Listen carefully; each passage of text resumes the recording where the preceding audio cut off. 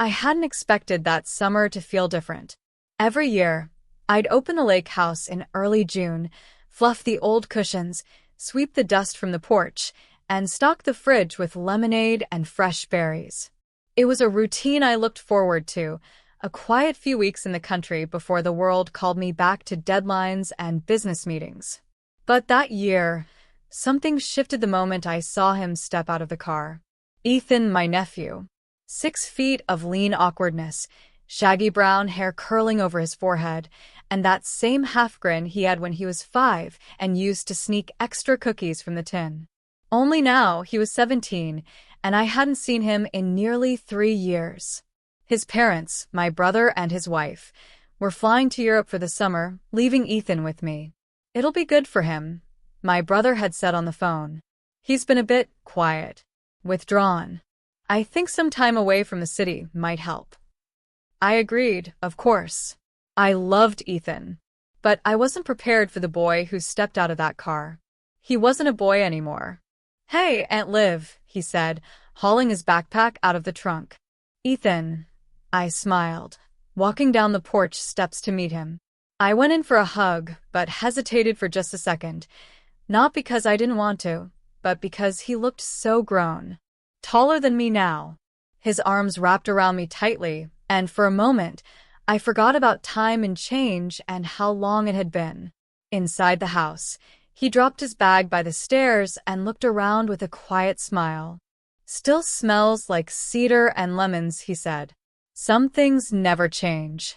He looked at me then, really looked, and I felt a flutter of something I couldn't quite name. Maybe it was just nostalgia. Or maybe it was the realization that this summer wouldn't be as simple as the others. We fell into a routine quickly. Mornings were spent on the porch, me with my coffee, him with a sketch pad. He didn't think I noticed. Afternoons meant trips to the local market or walks along the lake trail.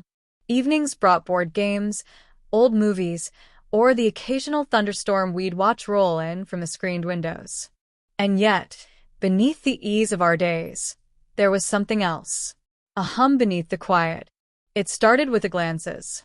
I'd catch him looking at me when he thought I wasn't paying attention, his gaze lingering a little longer than it should. The first time it happened, I brushed it off. But then it happened again. And again. There was nothing overt, nothing inappropriate, just something in the way his eyes held mine, as though he was searching for something he couldn't quite name. One evening, we sat on the dock, our feet dangling over the edge, toes skimming the warm water. The sunset turned the lake to gold, and for a moment, everything felt suspended in time. "Do you ever feel like you're not where you're supposed to be?" he asked quietly. I looked at him, surprised by the question. "All the time," I admitted. "Why?" He shrugged, tossing a pebble into the lake. "I don't know. Just this summer feels different. Like everything's moving, but I don't know where I'm going." "You don't have to know," I said softly. "That's what being 17 is for." He smiled, but it didn't reach his eyes. "You always know what to say." I nudged his shoulder. "That's because I've lived through it. And because I'm older and wiser." This time, his smile was real, and the moment passed. But that night, as I lay in bed, I couldn't shake the way he'd looked at me, like I was the only steady thing in a world he couldn't yet understand. The next morning, I came downstairs in a robe, hair still wet from the shower, and found him in the kitchen making eggs. He turned when he heard me and froze, his eyes flicking down and then quickly away. "Morning," he said a little too fast. I tightened the robe without thinking. "Smells good." "I figured I'd make breakfast for once," he said, not meeting my gaze. "You've been doing everything since I got here." It was sweet, and a little strange, but I didn't push. That day, we took the canoe out, gliding across the glassy water in silence. I watched the way the sun caught the angles of his face, the quiet focus in his expression. He wasn't the little boy I remembered, and I wasn't sure I was supposed to notice that. But I did. That night, I couldn't sleep. I stared at the ceiling, listening to the creak of the old house, the soft chirp of crickets just outside my window. My thoughts were restless, tangled up in images from the day. Ethan paddling the canoe, the line of his jaw catching the light, the way he looked at me across the table when he thought I wasn't noticing. It wasn't just me imagining things anymore. There was something shifting, a current beneath the still surface of our quiet routine. The next morning was rainy, a soft drizzle that turned the air thick with scent, pine, damp earth, the metallic whisper of wet wood. I found him in the living room, curled up on the couch, barefoot, blanket draped loosely over his lap, flipping through one of my old photography books. "You're up early," I said, pulling my cardigan tighter. He looked up, his hair a mess, eyes still clouded with sleep. "Couldn't really stay asleep. Storm woke me up." "You used to sleep through anything." He grinned, soft and slow. "Yeah, but things are different now." I nodded, not sure how to respond. I poured 2 cups of tea and handed him one without a word. We sat together in silence, the kind that wasn't uncomfortable but left room for things to be said that neither of us said. Around noon, the sky began to clear, the sun breaking through in pale rays. I went to the shed to pull out the old hammock and found him following me, hands in his pockets. "I can help," he offered. Together, we strung it between the 2 old trees near the porch, laughing as it sagged too low the first time. His fingers brushed mine as we adjusted the ropes, and I pulled back too quickly, pretending it was nothing. "Thanks," I said, my voice too light. He shrugged.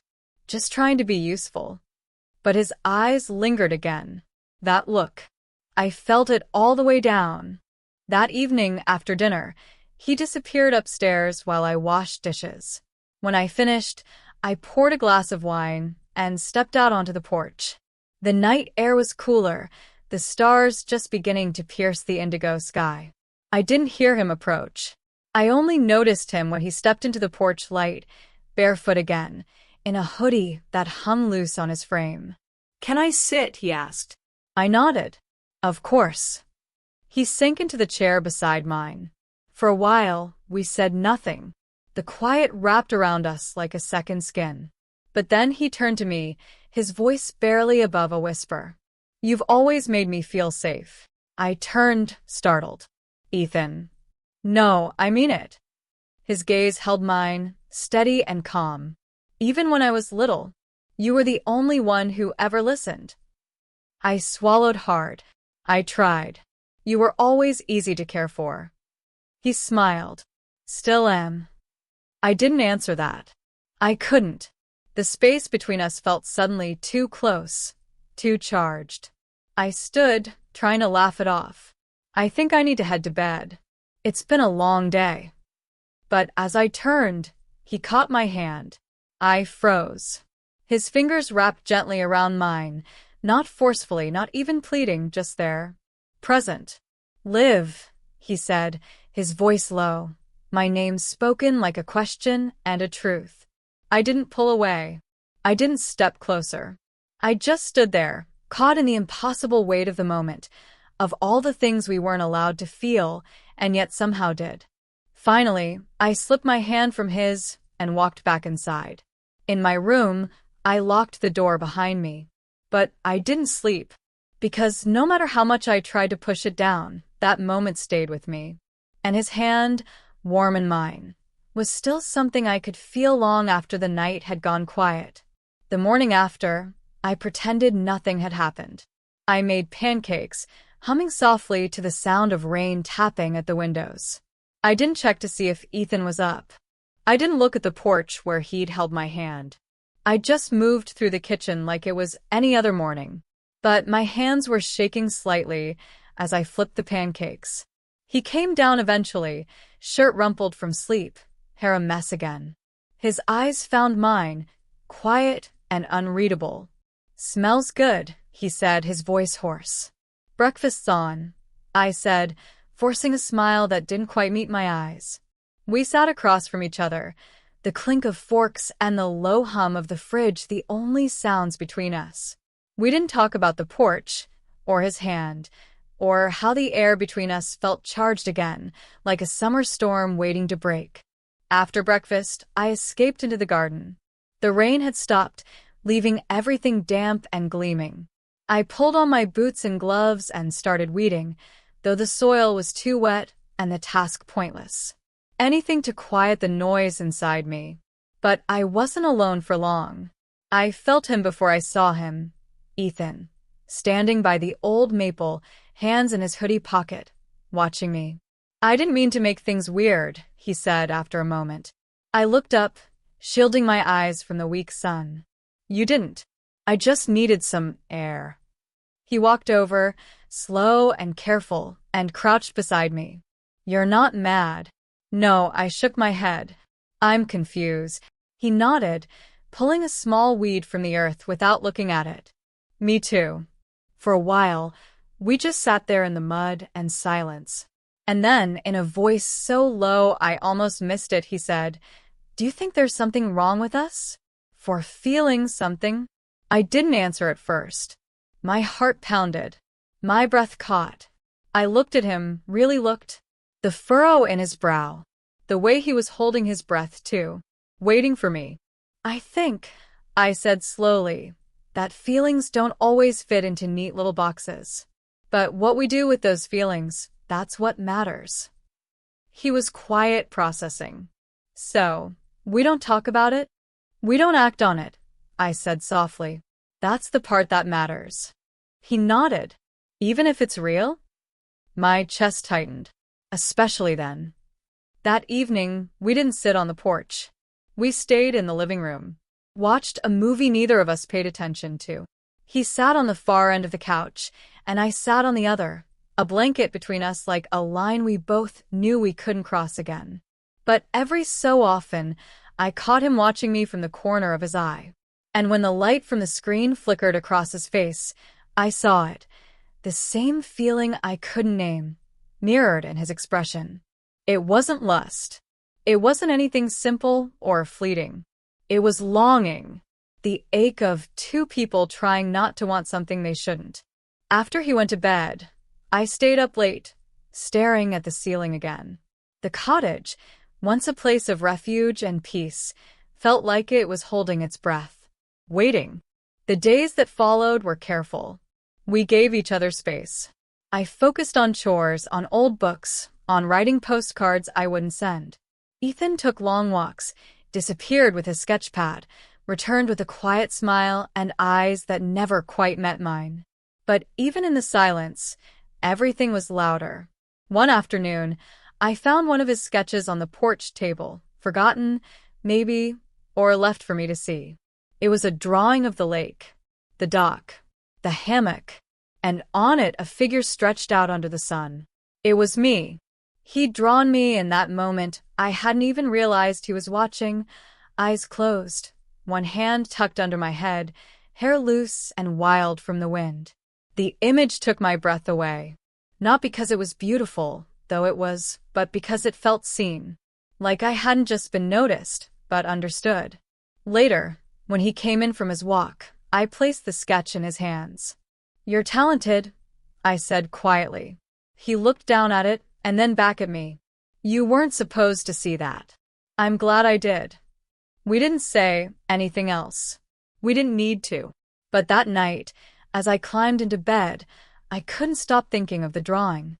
And how, in his eyes, I never felt more real. The days moved slower after that. There was a soft reverence between us, like two people walking through an old cathedral, careful not to disturb the sacred hush. We didn't talk about what we felt. We didn't touch. But the air between us crackled with every glance, every near brush of fingers when passing a plate or handing off the garden shears. Summer was folding itself into August, and the heat hung low and heavy over the lake. On one of the last nights before he was set to return home, Ethan asked if we could go down to the dock after dinner. "Just for a bit," he said, his voice tentative. "Of course," I said, and my voice cracked on the second word. We walked in silence, bare feet padding across the warm boards, a bottle of lemonade clinking gently in his hand, a blanket over my arm. The sky was brushed with streaks of lavender and rose, the lake a mirror that caught every color. He sat down, legs dangling over the edge, and I joined him, folding the blanket beneath us. For a long while we said nothing. "It's going to be hard to leave," he said quietly. I looked at him, then really looked. The lines of his face had sharpened this summer, but his eyes still held the softness I'd known since he was a boy. "I know," I whispered. "I feel like I became someone else here," he continued, glancing out across the water. "Or maybe I just stopped hiding parts of myself." I let the words hang in the air before answering. "You didn't become someone else, Ethan. You just grew into the person you were always meant to be." He turned to me, then, and something in his expression made the air between us still. "I've been trying so hard not to say it," he said, his voice barely audible. "Not to make this more complicated than it already is." My heart thudded in my chest, a deep, steady ache. "Ethan, I know what we are," he interrupted, gently but firmly. "I know the world wouldn't understand. Maybe it's not supposed to. But I can't leave here without telling you. I didn't breathe. I care about you." "Deeply," he said. "And it's not just affection. Not just gratitude. It's more." The words hit something inside me, something that had been pressed down all summer. All the moments we'd shared. Every glance. Every silence. They crystallized now into something undeniable. I reached out slowly, hesitating just inches from his hand. And when he didn't move away, I rested my fingers lightly over his. "I feel it too," I said, my voice trembling. I didn't want to. I tried so hard not to. But it's been there, Ethan. This whole time. He turned toward me then, fully, and I saw it. The fear, the tenderness, the quiet desperation of someone who had carried something fragile too long without knowing where to place it. "I don't expect anything," he said softly. "Not tomorrow, not after the summer. I just needed to know that what I felt wasn't one-sided." I leaned in, just enough that I could see the golden flecks in his eyes. "It's not." The quiet wrapped around us again, but it wasn't heavy this time. It felt warm, full, honest. Then gently, so gently it felt like a question, he leaned forward. His hand came up, barely brushing my cheek. I didn't move away. And when his lips touched mine, it wasn't rushed. It wasn't wild. It was soft, like the way the breeze slips across the lake at dusk. A moment stolen not out of impulse, but recognition. A kiss that didn't demand anything more than what it was. A truth between two people who had danced around it for too long. When we pulled apart, our foreheads rested together, and the world felt very still. No promises were made. No future drawn out in bold lines. But in that quiet, as the sun slipped behind the hills, we allowed the truth to exist. No guilt. No fear. Just this moment. And maybe that was enough.